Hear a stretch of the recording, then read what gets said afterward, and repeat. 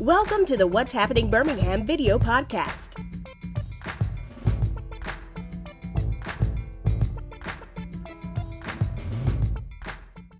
Hello everyone, this is Jarvis Escott with What's Happening Birmingham. Today I'm doing something a little special, a little different. As you all know, probably the time this taping, we're approaching the end of Black History Month and also almost approaching March, which is Women's History Month. So from time to time, I always like to spotlight people in the community. Well, you know what, whenever we do Women's History Month, Black History Month, we all do these historical figures. But sometimes we have historical figures living, or I like to call it living legends, that's still here, where we want to give them their flowers while they're here. And one of the people I want to showcase today is one of the people I feel personally that has made such a tremendous impact, not only in Jefferson County, but impact in our state. And I like to call also a trailblazer. So for those who do not know and those who do need to know, Jackie Anderson Smith, Jefferson County Circuit Clerk. But Jacqueline, how you doing today? I'm doing fine. Thank you so much. Can you hear me? Yes, we can hear you. Perfect. We can hear you. I think they can hear you. One of the things, you know, and as you all know, she has came on the podcast, you know, so many times over the years to update us about, you know, the election process in Jefferson County, voting process, whether it was absentee voting, telling some of the things she's doing in her office. A lot of people assume the circuit clerk office is just for the voting, but you do a lot of different things in the circuit clerk office. Yes. And she has modernized the office in a way, like, for example, you're finally taking credit cards after years of just doing cash and check, you know. Yes, the previous clerk did not accept credit cards. She only accepted cash. And that was one of the first things that I did, try to make it possible to pay fees using credit cards. In this day and time, the use of credit card, you just absolutely have to do business accepting credit cards for payments. So we're doing that now. Okay. So I want to start off a little different. You know, I always like to say some of the interviews I see on TV, they always start, let's start in the beginning. So where did you grow up? I'm actually from Huntsville, Alabama. Okay. And my mom and dad, my dad is Nehemiah Anderson. And as I was saying earlier to you, if you come to my office, and look around, it tells you about myself. Right here is my dad. My dad is Nehemiah Anderson, and this is a 1982 news clipping. Oh, wow. And it shows him. He's a black man, and he's working on the nose cone of a rocket. Oh, wow. Okay. He worked for NASA. He worked for Warner von Braun, and he did missile parts. Okay. That's him again, working on one.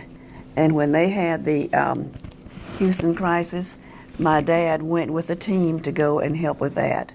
Now, if you look up NASA, you'll see pictures of mostly Caucasian, actually all Caucasians. They don't show the black people that worked at NASA. And my dad was one. And they did this article in 1982 of him with a nose cone, and you can't find it anywhere else. Oh, wow. And it really should be in their Hall of Fame, but it's not. I have a clipping, a copy of it from a friend of mine that sent it to me. And so that was my dad, and this is my mom. My mother was a teacher. She taught for 35 years. Oh, wow. So she taught a number of children in Huntsville, Alabama. And then when they integrated, she went and taught in the other schools. She was a science teacher. So she loved science and history. And my dad, as I say, was a mechanic. And he made parts, specialized parts, that von Braun requested. And he worked closely with him. He called my dad Andy. Okay. And so they were on a first name basis as far as the work was concerned. But when I was 12 years old, for Christmas, Daddy bought our family the World Book Encyclopedia. Now, back in those days, we didn't think that was a good Christmas gift. Oh, yeah. For someone to buy you an encyclopedia. Okay. It was very costly, and he encouraged us to read it and to learn. And my mama, being a teacher, did that as well. So in college, my major was economics. Most people don't know that. I had a double major, English and economics. Oh, English, okay. Yes, the people, I just generally tell people English because they don't understand why I would have gone into economics. And of course, I drew a lot, so I minored in art. But that's my educational background. So then I married, went to A&M for a minute, married and moved here and finished UAB. Okay. So your career, when you started your professional career, because like when you sent me over your bio, there's some things I've known you for years, but some things I didn't even know that you kind of delved into. So what was like the first job you had right out of college when you got here? When I got here, there was a program called OIC, Opportunities Industrialization Center. Okay. And I worked with adults that wanted to get their GED. Okay. So I worked with that class for that.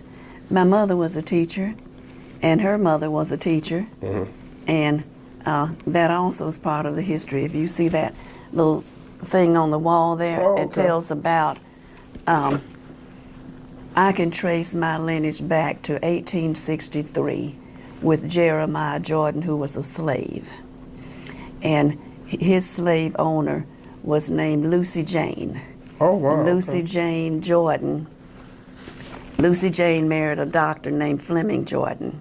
Okay. And her dad, she was from Virginia, Okay. and her daddy gave her a slave to accompany her from the trip from Virginia to Gurley, Alabama. Okay. And his name was Jeremiah. And so Lucy Jane taught him how to read. And let me see, in 1862 the slaves were freed, and so when he was freed, he taught the other freed slaves how to read. Oh, wow. Okay. He had a daughter, and she taught them, Flora. Okay. And Flora had a daughter, Beatrice. And Beatrice had a daughter, Callie, my mother. I am a fifth generation teacher, and Audrey is a sixth generation teacher. You know my daughter. Yeah. Okay. Wow. So you was able to, it's very few people can trace their lineage back to the 1800s. Let me tell you somebody who knew it. Okay. Dr. Arrington. Oh, okay. Several years ago, I was named Person of the Year by the County Democratic Party, and he presented me that award. And he got up with his book, the Black History book. This was the book that told about the slaves, their names, and their lineage. And he told people he knew something about me that they didn't know. And he pulled out the little black book, and he read Jeremiah Jordan, and he read my lineage to the people, that were there that evening. And I didn't know he was going to do all of that. I knew he kept asking me questions, but he actually had studied and presented all of that. So I got the Woman of the Year award, and I got to find out that he was a history buff. Oh, wow. I'm telling you, that's truly neat because, like I said, very few people can trace their lineage, back that far. But you have sometimes, even if you had to pay to do it because 23andMe and keeping historical records, because they probably didn't start keeping historical records on black folks until probably the 1900s. Right. Now, there is Jeremiah Jordan was also, because the freed slaves respected him, and so they have a headstone. They did a headstone for him, and the headstone is still there, with the date of his birth and death. In Virginia? No, in Huntsville. In Huntsville? In Gurley, Alabama. Oh, which is where Audrey lives. Okay. Wow. So if you're ever up there visiting, she'll take you and show it. Okay, that is When we have true. our family reunions, they generally, at some point, take people over to see that headstone. Oh wow, that is truly neat. It's like, type of stuff you don't read in when you do Alabama history. Right. Used to do. But as Aridin said, we made the book. Yes. So from there, how did you transition to, tell me about, because very few people know, unless you know, Jefferson County history, you got your start doing county-wide when you was on the school board. Okay. When I ran for the school board, like a lot of young people here, I married my husband. I'm from Huntsville. Married him, and we relocated here. This is his hometown. His name is Audrell Smith. And we joined a group of people that had started the Jefferson County Citizens Coalition, which is the group that Arrington had founded. And so I was active with that group. And as we looked around for different positions, I felt like I wanted to make a contribution in the area of education. And so I looked at a vacancy on the Jefferson County Board of Education. And Arrington told me, we don't have an African American on that board, and we've tried to run people for the last several terms to try to get people there. And he said, Jackie, you can run for it, and we'll help you, but you're not going to win. Okay. And I said, okay. Okay. And let me tell you why it was so difficult. That seat was called the municipal seat. Okay. Okay. So in Jefferson County, this is also a history lesson. There are 5 board members on the Jefferson County Board of Education. 4 of them run in districts. There was a district that they called the municipal seat. Okay, the municipal seat is made up of Birmingham, Bessemer, Tarrant City, Homewood, Hoover, Mountain Brook, Vestavia, all of the cities in Jefferson County that already have their own school boards. Oh. So, where do you live? You in Birmingham? Okay. Tarrant. So, well, Tarrant has its own. So, if you're in Tarrant, why do you care to have a representative on the Jefferson County Board of Education? You care because part of your taxes goes to the operation of the Jefferson County school system. Oh, wow. Okay. So those 10 cities make up the money from their tax base, makes up about 30% of the financial operating base of the Jefferson County. Oh. And people do not know that.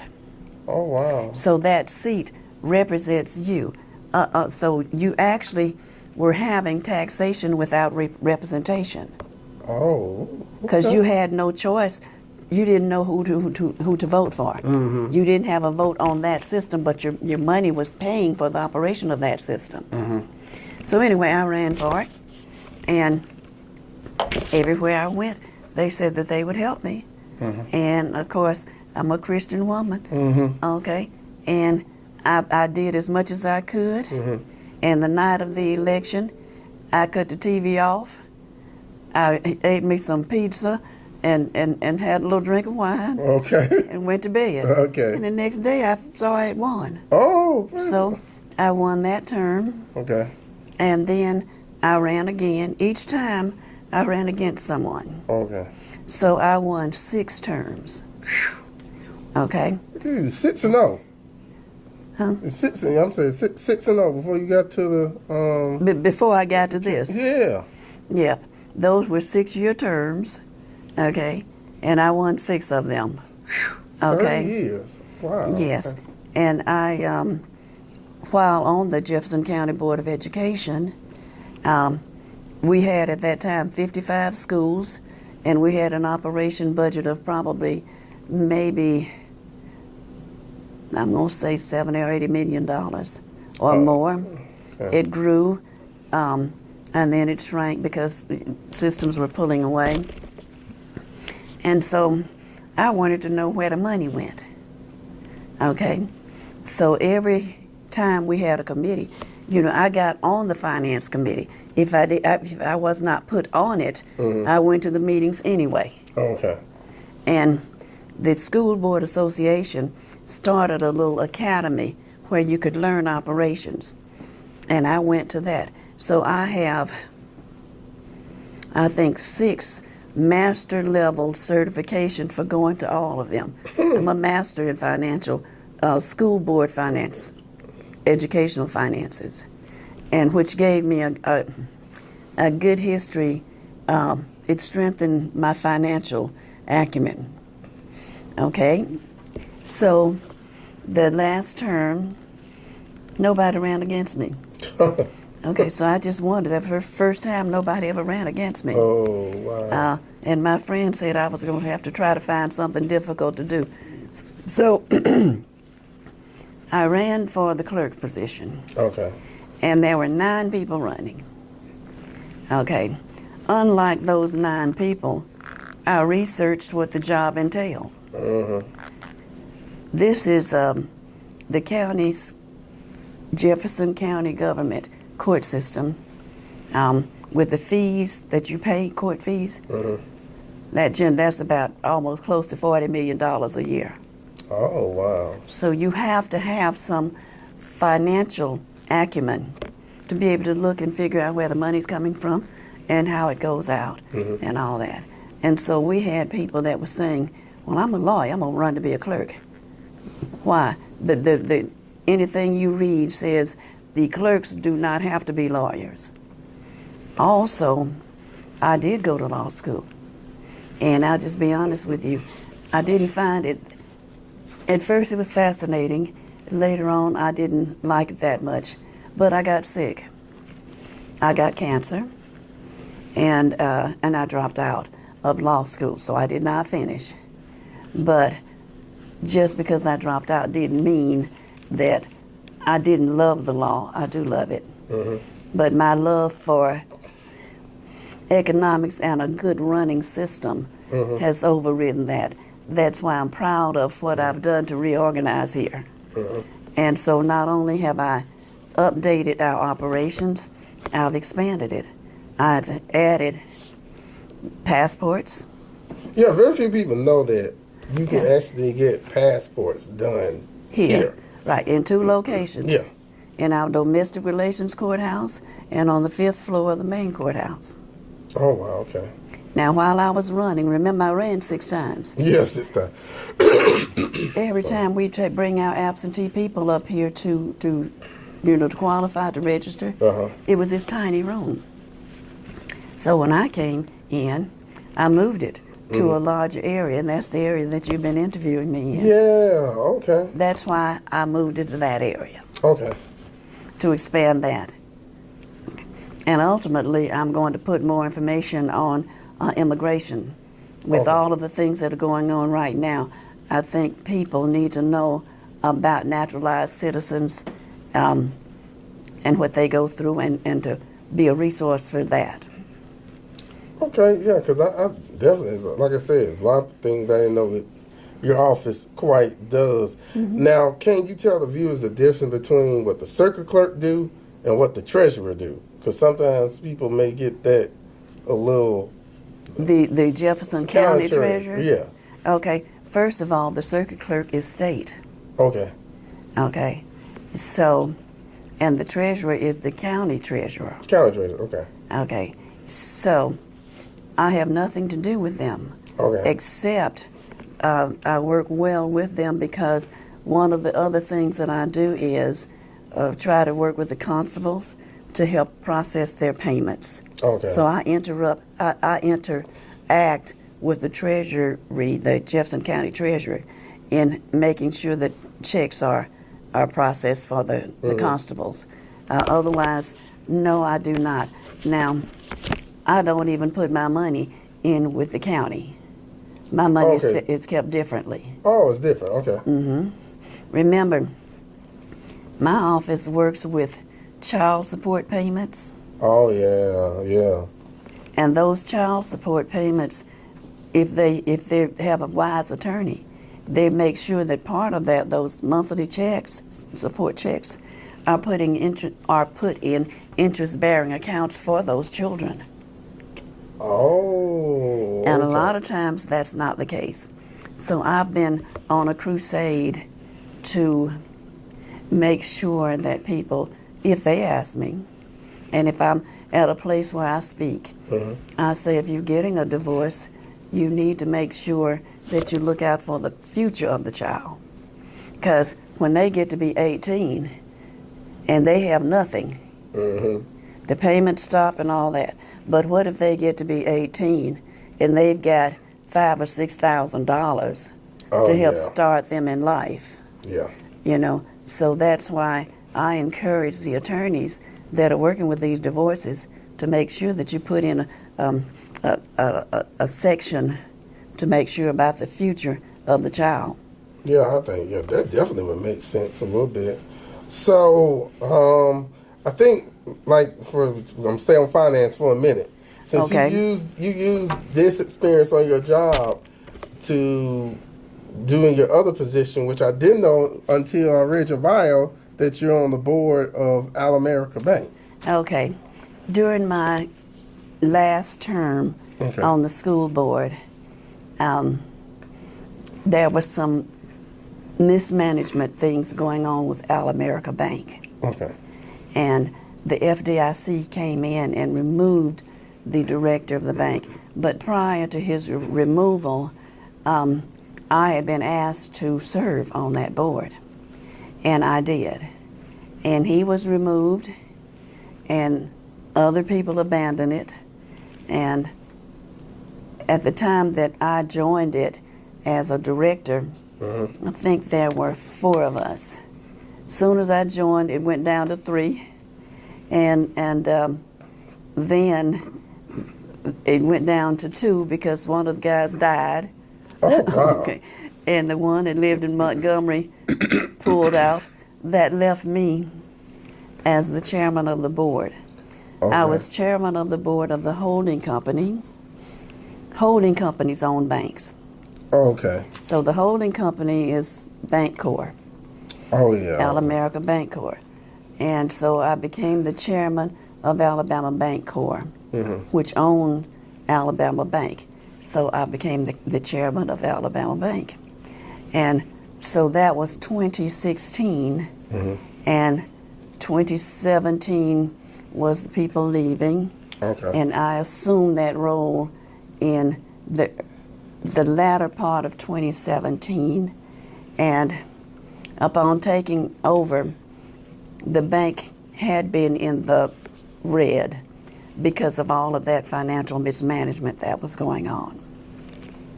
I tried to get people to come in and to invest in the bank, to reprive it, and I couldn't find too many people. Okay. So, but I was successful with getting a few.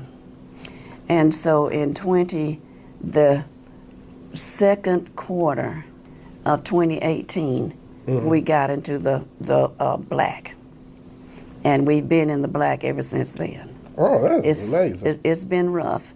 Now, across the nation, there are maybe 22 or 23 black-owned banks, state-chartered banks. Okay. And All-America is the only African-American chartered bank in Alabama, chartered by blacks. Okay. And so that makes us unique. And I am the only African-American woman in the state of Alabama that is a chairman. Now, out of those 20-some-odd banks across the nation, I think that there's only about 7 in which you have African-American women that are chairmen of the board. Let me see. I'm trying to think of the lady's name with Citizens Trust. People think that Citizens Trust is Alabama, and it did start here in Alabama. But they're in Atlanta now. Right there in Atlanta, and it didn't have Alabama. It wasn't chartered in Alabama. Back during that time, black banks couldn't really get chartered here. Okay. And so it's a Delaware corporation. Delaware. Oh, All-America? Citizens Trust. Citizens Trust? Oh, okay. It started off as a Delaware corporation. Okay. Because the Alabama commission here in Alabama didn't approve it. Oh, wow, okay. But they did approve All-Americans. Okay. So right now, All-America stands as the only African-American bank that was chartered in Alabama by the Alabama Banking Commission. And I'm the only, black chairman of the board, female chairman of the board of the bank in Alabama. Now there's one in Mobile. That's a guy, but I'm the only woman here. Oh, wow, that is truly history making. I want to go back to when you was on the school board, because I'm looking through my notes. So all that financial training helped me to be on the bank. Yeah. And understanding those operations. Yeah, because I see, like, during this time, you all built 32 schools? Yeah, this is, if you look around my office, see that little plaque there? Mm-hmm. Over the time that I was on the board, schools deteriorate. We have to add different classes and then rooms and stuff. And we built schools. Mm-hmm. And so I was always on a committee with that. And so the thing that I'm a little proud of is this. Every once in a while, when someone comes to visit, if we get to talking, I share this with them. This is a clipping of schools. Oh, okay. Here's Mortimer Jordan School. You notice my name there. Yeah. Corner High. You notice my name. Oak Grove. There's 16 in this booklet. Okay. But my name is on plaques in 32 schools. Oh. Chase Valley, 1996? Mm-hmm. Oh, wow. And a lot of people don't know that either. Chase Valley, Gardendale School, and Hueytown School. Mm-hmm. So, what's the oldest school built in Jefferson County? Not trying to quiz you, but still probably freestanding. I don't know. When you say freestanding, what? They're still standing. Still, the students are still going in. They still using. Well, one of the oldest one that I was really, really wanted to change was the black one. Okay. Not Hueytown. Brighton. Brighton? Okay. I really wanted us to do a new school at Brighton, and I felt really very good about accomplishing that. So, because that was a beautiful campus, and I worked hard to make sure that we had a beautiful facility there. Mm-hmm. So, but a lot of them, schools deteriorate over time, mm-hmm. and of course, our budgets most public schools don't have a lot of money. Mm-hmm. And so we have to spend our money wisely. And what I insisted on doing was making sure that we always had a reserve. Okay. Now the state wants all school systems to have a 10% reserve. Okay. While I was there, I made sure that we had a 20%. Oh, that's very good. So while there, I also learned about warrants and bonds. Okay. And went to New York several times, for reissuing warrants and bonds. Okay. And learned about that. And so, like I say, that gave me an insight to banking and banking practices. Oh, okay. So, and I guess another great achievement, fully accredited and reaccredited. Yes. Okay. Because schools have to be accredited from year to year. And a lot of times they will lose their accreditation. And we had a number that lost. And so we had to make sure that mm-hmm. we went in and they were reaccredited. And which meant whether they had enough teachers to cover the clientele, the students that were there. Okay. Whether or not our the courses that we were offering mm-hmm. Met all of the state's required courses and all of that, and some did and some didn't. We had to review the principals to make sure that the principals were making sure everything was up to date. And schools operate by attendance.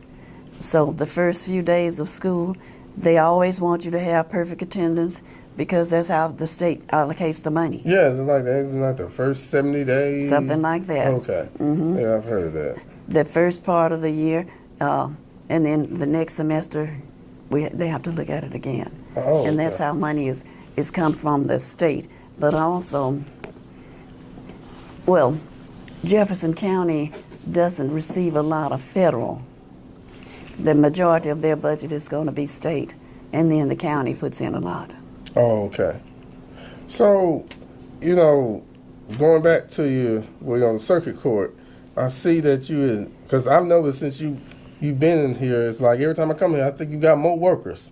Yes. So yes. You definitely have increased the staff here.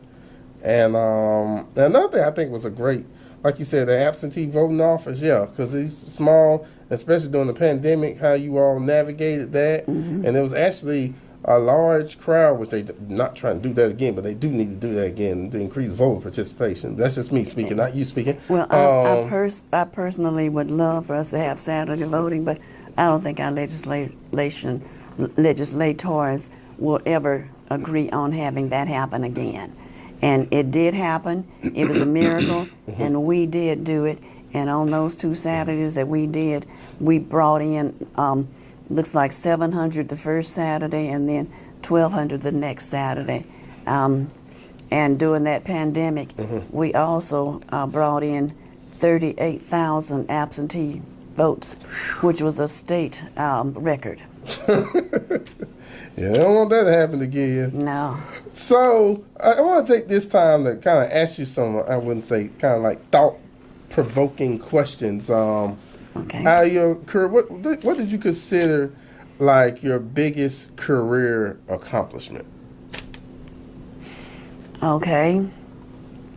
My accomplishment to the world. Okay. Is my son and daughter. All right. Okay.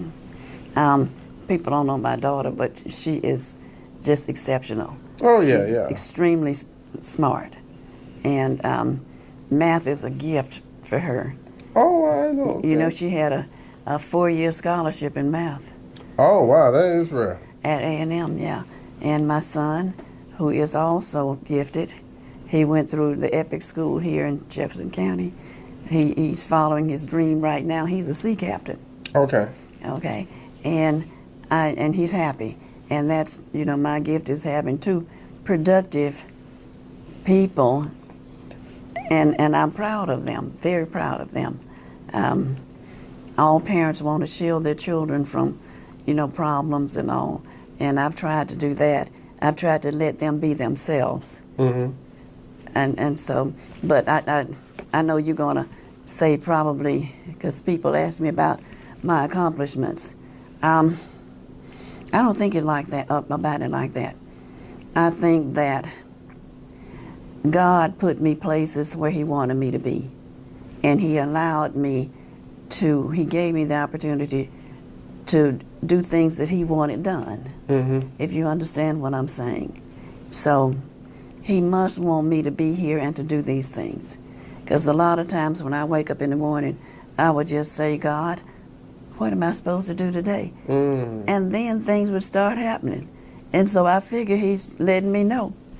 Okay, so I won and I was surprised. I know, cause I don't think I've met an elected official that has a record like yours. Right. I mean, you almost like Bill Russell, like the Celtics. Well, I don't know if you met Mike Miles, but at my investiture, he got up and he said that I hold the record as the most vote-getting person in Jefferson County. Yeah, definitely that. So what advice would you give to, let me first start, what advice would you give to younger women, and then even specifically what advice would you give to like black women when it comes to like career? Well, if you know what you want to do, then you've got to plan for it. Okay. And if you find yourself in a position and that seems to be the path that you're on, you definitely are going to have to plan for it. My life is about planning.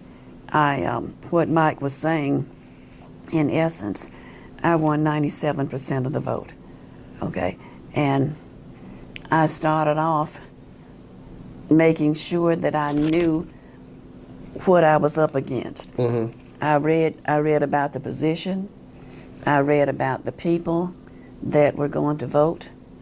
I knew the profile, their profile, and I worked to make sure that they got my message. Mm-hmm. And apparently they did.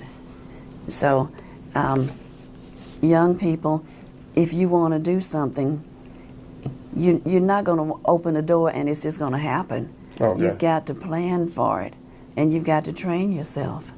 And those years of being on the school board, I used those to learn more. I never planned on being a circuit clerk. Mm-hmm. And when they had the academy for the school board members, I went. Mm-hmm. And it was fascinating, and I learned. And so all of that came in handy later on. So if you have opportunities, don't ignore them. If you have training opportunities or just learning something new and different, do it rather than not do it.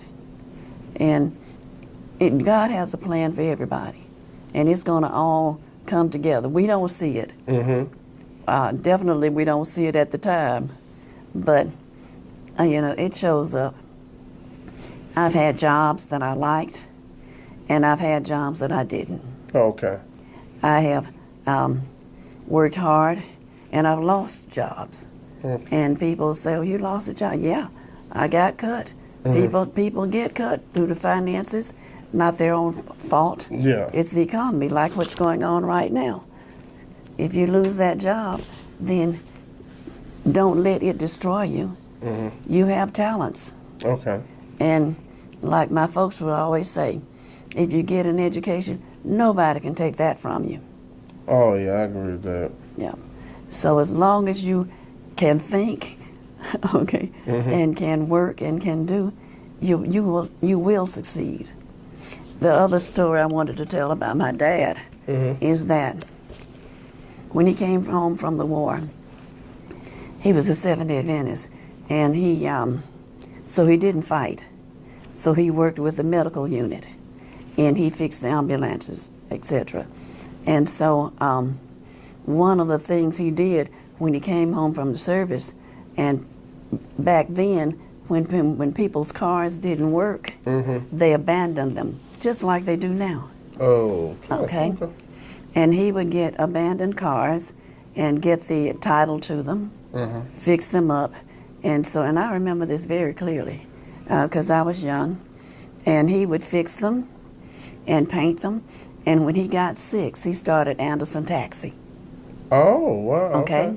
And his employees were my sister, me, Oh. my mama, and my 2 brothers. Oh, wow. Your own little Uber service. Exactly. That really is what it was. Oh, my goodness. Okay? So the boys, my oldest brother drove when he got to be a certain age, but my sister and I were my mom's assistants because she Okay. kept the books. Okay. See, once again, I had to learn how to keep books, Mm-hmm. and he didn't pay us. Oh, wow. Okay. We didn't get paid. Okay. Now my brother, when he would drive, he would just keep the money, Okay. but we didn't get that opportunity. Oh, wow. So my oldest brother would slip me and my sister some money from time to time, Uh-huh. again. But see, we as blacks need to look at what's in front of us. Mm-hmm. You have opportunities. He got the job at NASA, Mm-hmm. and through working and learning his trade, which is mechanics, auto mechanics, Yes. that led to working with the missiles. And it also led to having a company. Before he died, he had a contract with the Huntsville's Jetplex. Oh, okay. He had limousines, Okay. okay, the limousine vans. He also was part owner of a black hotel. Oh, wow. There were 2 in Huntsville. One was the Gladys Jane Hotel. Well, we didn't have hotels. We had motels. You know, we as black Okay. people. Okay. So he and several of his friends got together, and they had this little motel that was by the Crystal. Mm-hmm. Okay, I remember seeing it very well. It's been torn down now. Mm-hmm. But he was an entrepreneur Oh, well, okay. who also worked. My mama was a teacher.